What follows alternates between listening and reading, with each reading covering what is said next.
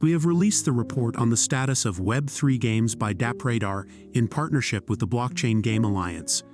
The issue of investments has been very relevant with NFT Games, which fell significantly after the end of the year and has started to recover. In terms of players, there was also a drop after the end of the year, but there has been no recovery. Let's analyze these two factors and the blockchain networks and NFTs that have been highlighted. Games are only 24% of the dApps industry and are decreasing.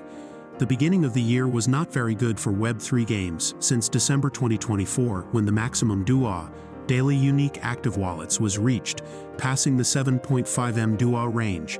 This number has been decreasing drastically until February 2025, reaching close to August last year, reaching 5.8 a drop of 16% compared to January. I believe that this decline, in addition to the global financial scenario, also has to do with the fact that people have returned to their routines after the end-of-year holidays, having less time for Web3 games in their daily lives. It is interesting that the others, DeFi, NFT, and AI, also saw a reduction or stagnation, except for the social sector, which saw a significant increase, surpassing 2.5 DAU. In the graph above, we can see that the DeFi sector has 27% of the activities, while games has 24% and NFT has 15%. It is interesting because these three are directly related and can be used together, which could mean that the Web3 gaming sector, which has NFT and GameFi, represents more than 50% of the activities.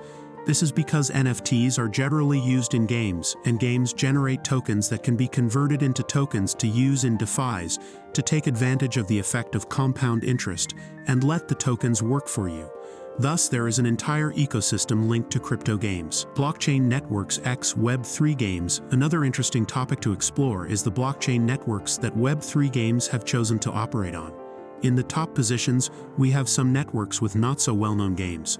OPBNB in first place, and Apto and Nebula. I believe that these numbers come from games that are not being widely publicized in the field, and there is also the issue that the games are multi-chain, taking into account the number of daily active wallets in all networks and not just in one. Ronin, which is better known in the Web3 games field and had the opening for new games to enter the ecosystem with Open Ronin, saw a reduction in the number of daily unique active wallets. This reduction may have been because some airdrops such as Pixel Heroes and Kuro Wild Beasts have come to an end, but the next seasons will soon begin. Another interesting network for games is Immutable, which rose 10%.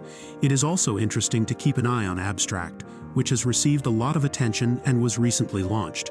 What are the 5 largest NFT collections? As I mentioned, several Web3 games use NFTs in their technology, so it is interesting to analyze which are the largest NFT collections, which have been leading the games.